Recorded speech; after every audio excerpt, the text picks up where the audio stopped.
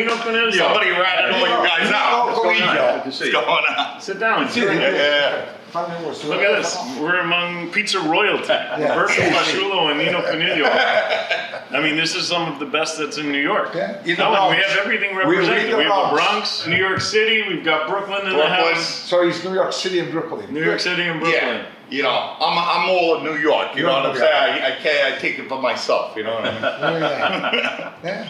How'd you get into pizza business? I started making pizza when I was like 12 years old because, you know, I mean, the pizza guys looked cool. They used to hang out at the cafe after work.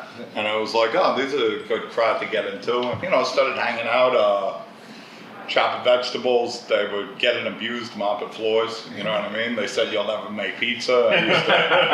I used to go across the street from the pizzeria, buy dough, bring it back to my house, and then pull out the flour. My mother would want to kill me because I wouldn't clean up. One day I walked in, I knew how to make pizza, so they were like, all right, well, he's cheap at least, you know what I mean? We pay him $30 a day sometimes, so let's just put him to work, why not? And you stuck with it. Yeah, I stuck with it. I was kind of a bad kid, so like regular employment, That's what he said. That's what he said before. Me too. Yeah, that's He took that in Italy. Yeah. Right, exactly. Yeah, I know. I mean, I couldn't be a lawyer. I didn't.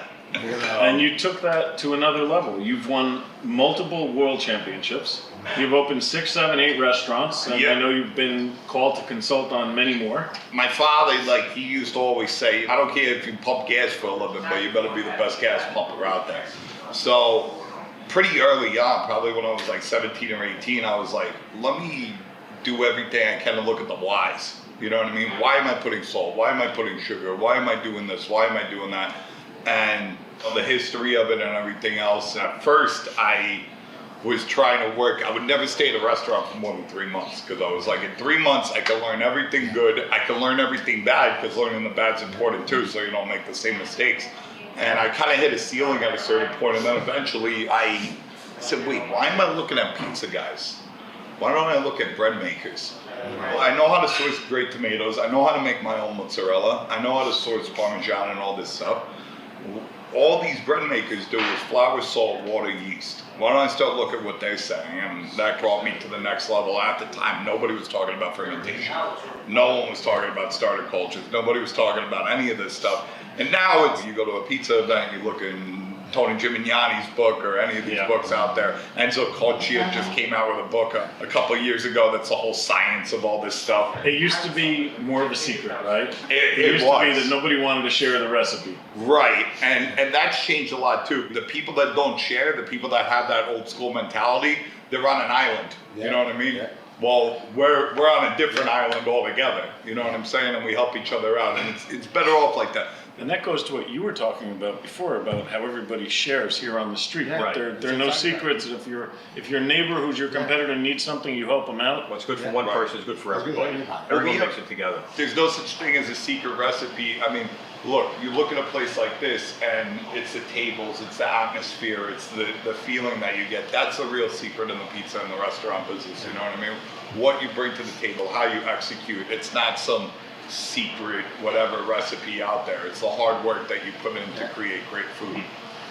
Good technique, good ingredients. And like he says, there's no secret recipe. We give him the recipe. You know, it's not a secret. But Italian food to me, it means a lot. It's like, oh my God. Maybe you don't remember the name of the restaurant. Maybe remember what you eat that day. Yeah. Today, a restaurant, exactly what it says. So you have to share information. You have to share recipe. You have to be part of restaurants and becomes one family. It's not jealousy anymore. Years ago, it used to be jealousy. You know, a guy used to make something behind his back, they won't show you. Now today, it's different. That's true. Today, I think that's true. You know, they have to teach somebody else how to make it. It has to be an open book to be great. You know, when we first came up with this concept of doing a New York Pizza Festival, it was not just to have a festival to bring people to Arthur Avenue, but really it was, in the United States, New York is the first place for pizza, right? Came out of Italy, but New York's the first real place. And it's a great way to celebrate this dish kind of everybody loves. We all love it. I don't think you find a person who says they don't like pizza. Yeah, I don't know. Not to like pizza. You've mastered so many different styles. very much aware I mean, of all the different thanks to places like that you work the with. community that we're in. But Yeah. you've mastered all these other styles. Yeah. Where do you see that going? Where is that going? I think it's doing it the hard way. You know what I mean? We've been working with guys at Cornell. We've been working with Modernist Cuisine and like kind of uncovering truths. And like, turns out like when you make fresh pasta with eggs or you do long fermentation on dough, you know, a lot of these diets out there and these health experts are like, get rid of the sugar and bread is carbs, and they're not wrong about that. Most of the bread that we eat, but when you do it the old school way and with long fermentations and with whole eggs and good quality flour that doesn't have chemicals in it, the sugar goes way down. Right. So it's about bringing technique and bringing a little bit of science to uncover truth. And this is the reason they talk about the Mediterranean diet and it being healthy. And they're like, wait, how could these Italians be eating pasta all day, pizza all day, bread all day, and they don't gain weight? Because they're not eating the same bread you are, because they're making the pasta fresh. Well, you bring up an important point, because I think the quality of the pizza that's being made today versus 20, 30 years ago, maybe that's a function of what you're talking about. Sharing of information, people being more open to trying different things. 100%. I've seen pizza in America go up threefold in terms of quality over the last probably 10 or 15 years. Another 15 years, the bad quality is going to be completely erased from history, because you used to have guys who'd be like, it was just a product of the time, where everybody thought they were the best, everybody thought they knew everything. I think we're a little bit more humble now. I think every day we can learn, and every day we can appreciate our craft and put as much work and energy into that as possible to make the best product.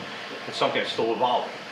It's always evolving. This is the greatest time and the greatest place in human history to be alive and to care about your craft and to be able to learn as much stuff as possible. You are a YouTube star in your own way. You've got tons of video. I can look up Nino Coniglio on YouTube, and I can find all videos of different styles of pizza that you're making, you visiting different locations. Roberto was saying he's got his traditional cookbooks. Salernitano pizza we make. Salernitano pizza. Different. Sure. Today, you can pretty much get any ingredient under the sun. Yes. You can watch a YouTube video on how to make something. So I agree. I think that's just going to continue to evolve, and people are going to get better and better. If they want to. I feel like the only reason I was able to win a lot of these competitions because I was just ahead of the curve, and now like I gotta like keep running because I'm like falling behind, because it's like, oh, that thing, we all know it now. So everybody's getting better and better. Oh, they're getting great, man. I Everybody's mean, getting if you better and look at the competitions, whether it's a Caputo Cup or the International Pizza Challenge, 2 years ago to when I won 5 years ago, it's completely different. 10 years ago, it was like, I'd say about 90% of the pizzas were almost inedible. You know, because it was just, it was random people from the Midwest mostly going to these things, and no one really knew what they were doing. The level of quality is Oh my going God, now, it's insane. Those 90 people, they don't know what they do at night because everybody makes good pizza. So they have to learn how to make a better pizza, use a better product, because everybody's doing better and better. So we make pizza healthy what used to be 10 years ago. Because we will share information and everybody says, well, it's good, I gotta be better than him. So it's how we make it better. When I came up with the pizza business, everybody was using bleach brominated flour. Brominated flour is illegal in China. In California now, you need to search a general warning. It's illegal in virtually every country in the entire world. Canada just made it illegal about 4 years ago. When they found out it was like a hardcore carcinogen, the American agricultural whoever was in charge of that, decided in all of its wisdom, like, oh, we're just going to send out a public service announcement, a little PSA, to all these immigrant-owned, don't speak English, most of them, bakeries, telling them this is some bad thing. And they're like, it's a flour, what do you want? Now we know better. I think I think raw material quality, again, you can source anything, anywhere in the world. As an importer of ingredients from Italy, we've seen the demand for these super high quality products that we bring go up exponentially over the last 10 years. And that talks to people wanting to do what you two are doing, because you guys are doing it. To me, it went back and it started in New York again. Yeah. and you evolve, people around the country start copying. They want to do the same yeah. thing. They want to improve what they're doing. They want to learn, and it's great for the industry. Oh my you, God, yes. you guys are leaders. I think for a long time people were like, show me the easiest way how to do this because I don't have time. And now it's kind of going back to like, you know what? I'm going to take the time because there's a demand for it. Yeah. And I'm seeing kids, and this is the first time since, you know, my grandmother's generation that they're doing this, where kids here, and it's happening in Italy on a big scale too, where you got 20 and 30-year-olds going back and making pasta themselves in their house. There's like this yearning, in a way, it skipped over like my parents' generation, because we went to our grandmother's house. What did we have right? in between those things? We had the fast food generation. Yes. 100%. Going out, that shows who you are, that shows your wealth. And everybody's always going to go out, but now there's this return maybe to this want kind of return. wholesome Yeah, food, because authentic, our real. grandmothers are they're gone. They've passed on. We used to go to our grandmother's house. Now where do we go? Their parents aren't doing like the Sunday dinner like the same way, and now they're taking it upon themselves. I think 50, 100 years ago, people came from Europe, which has a rich tradition in food, almost every country in Europe, and they brought these old techniques. Then after World War II, we got into this modernization area, computers, everything mass produced, everything quick, Right. and America adopted. And now we're realizing how much we gave up from those old days. And I don't think it was wrong what we did, because you got to realize, like, these people, I mean, in Italy, like, Italy had a really rough time from at least the 1880s all the way up until after World War II. Like, That's why it we had was, so much immigration. Sometimes it came to America because after the war, Italy was nothing. Oh, It was thanks, destroyed. not just here, It was all no over the world. future, Canada, all over the world. Australia, Brazil. Italy, they went all over the world. You know. yeah, they went all over the world for a reason. I mean, Yeah. under Mussolini, you have ration cards. Like Yeah. before that, you have feudalism. Before the unification, you have more feudalism. Like, it wasn't a great time. And most of these people, like, maybe they had a meat serving twice a year. Twice a year they were able to eat any kind of meat. And then all of a sudden, like, wait, we have flour and we have meat and you can buy cheese. A lot of people were lucky to get a cheese rind from like a rich person's house to throw in their cauldron. You know what I mean? You come over here and you're like, oh, I'm gonna have the meat with the cheese and here's a chicken parmesan. That's what they did. You know? Yeah. They changed a lot of recipe. Whatever they added, that's what they cooked. Pizza, when it came here from Italy, was also a product of what was available to the Italians that wanted to make pizza. They maybe didn't have wood-fired ovens, or they didn't have Well, the they same already flour had and the tomatoes. coal ovens that they were baking bread in. So it's like, why not use this? And then what else did they do? They made it bigger.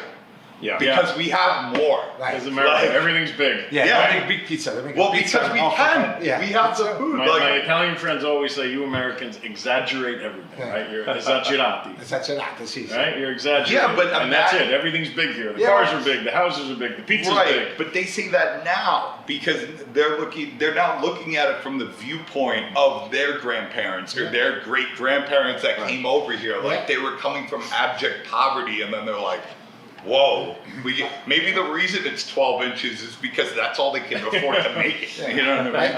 I think America, we invent the pizza by the slice. So you walk down the street, you can buy a slice pizza. Right. In Italy, at that time, you have to buy the whole pizza. Yeah. So we invent pizza by the slice because America, that's what we do. We make it easy. Okay, what can we sell easy on the street? And Right. I think street food was invented in Yeah, America. that's what it was. interesting. I think That's a great point. Yeah. People started to look at it as fast food, something you grab Yeah. along the way. You walk And- by and you buy a slice And pizza. it's only the last decade or two that people see what pizza could be elevated to, what real pizza is Yeah. like. The fact that you both have restaurants that are about pizza where people can go and just have a meal with that Yeah.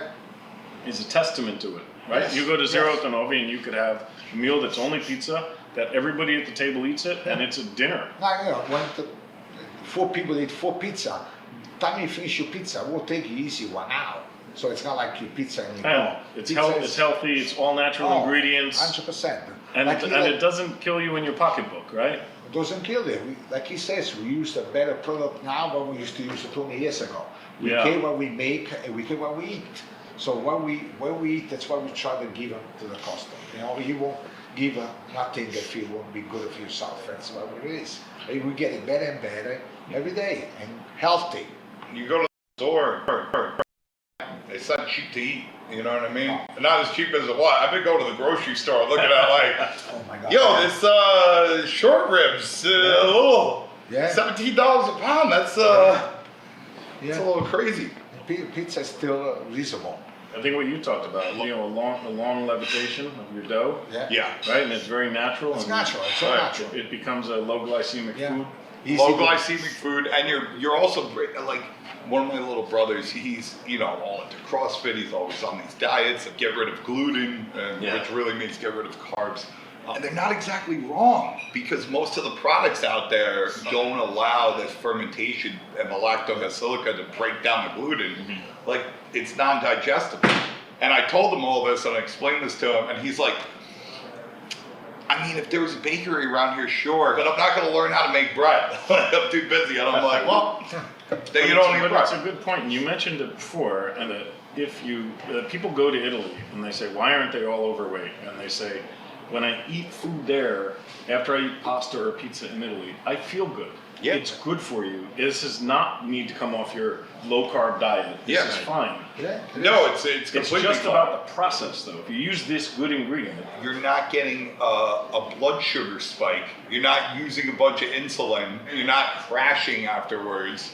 There's just as much carbohydrates in like Wonder Bread as there is in broccoli. The difference is how fast. That's what glycemic index How is. your How body- fast is putting that sugar out there. You know what I mean? And if it goes too quick, like with high fructose corn syrup, I was like, I know that stuff's bad, but why? It's terrible The for you. reason why it's bad, so granulated sugar is like a 70 on the GI. High fructose corn syrup is 100. wow. So unless you're like an It's Olympic concentrated. weightlifter, unless you're like doing hardcore swimming where you need that injection of carbohydrates instantly, that's going to go into your pots. You can't burn it off. You're going to you're not burning it off. If you just, But my takeaway is then that this evolution has come in pizza with the better ingredients and the better techniques, yeah. is that today more and more and more we're going to find this product that we eat, we digest easily, and it's a good, healthy food. 100%. That we share with our family, and it's satisfying. Yeah. You know what I mean? You can actually enjoy life with Italian food With pizza. Yes. and not feel like a piece of crap. Yeah. Right. Well, that, But I mean, and what Roberto said, right? And effectively, you only use local, right? I buy everything local. Everything Well, local. your flour and your tomato come from Italy. Yes. So that's okay. But the rest of the stuff, it's everything But local. everything else You is get local. that fresh. But it's whatever easy for they me. do. It's easy because I'm the chef of the restaurant. So I walk to Arthur Avenue and I see what fish they have. I see Biancardi what he's got. I can make a menu just to walk to Arthur Avenue. well, they still have quality here. Like you Oh, can my see God. it. Yeah. Like the problem, like when you go to Little Italy and Mulberry Street, It's tourist now. I'm It's sorry not to a- I say mean, it, but sure. not all the places. Obviously, there's some Most, gems in there. Yeah. But like here, the restaurants, you look at the pie, and you're like, It's a that's shame. pasta. It's a- What the fuck? And it's not right. the tradition that we have people here 100 years who know how to do it right.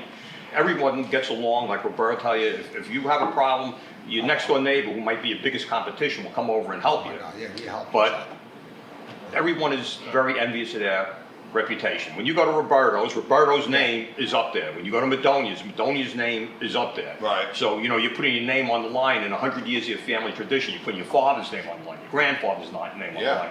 So it's important to do the right thing up here. Here we are a repeat customer. You got people from all over Westchester. Right. They come here all the time. We don't have tourists here. Only maybe people that go to the zoo, the Botanic Garden. Right. But most of the people here is people that live in Westchester or they come from Manhattan. So we don't live on tourists.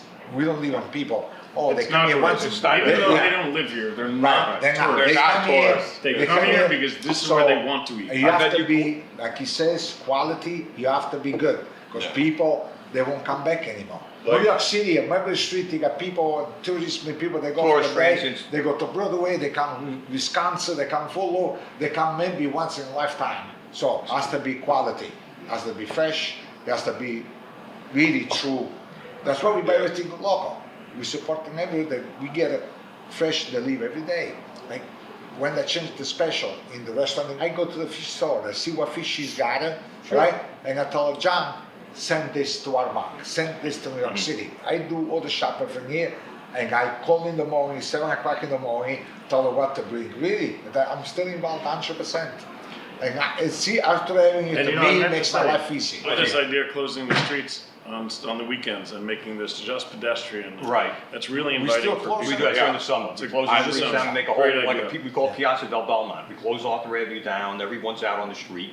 And everyone's out on the street all over New York now because of COVID. But it's nice to sit down and eat without any traffic going by, no cars honking horns, no trucks making deliveries. It's serene Great on idea. the block, you know? When does that start? April 30th is the April first week. 30th? Yeah, and we do it all summer. We're coming up. Yeah, yeah, let's We're come coming up up for dinner. soon, yeah. It's a great idea. So it's been amazing coming up here to Arthur Avenue. Not only getting a history from Frank, but then seeing one of the most famous restaurateurs on Arthur Avenue now, and bumping into Nino Coniglio from Williamsburg Pizza, one of the best pizza makers in America with Look at multiple that. awards. And I have to say, we're really looking forward to New York Pizza Festival. But more than that, this community, the sharing, and continuing to spread the love for pizza. Yeah, Thanks, guys. Yeah, awesome. thank you.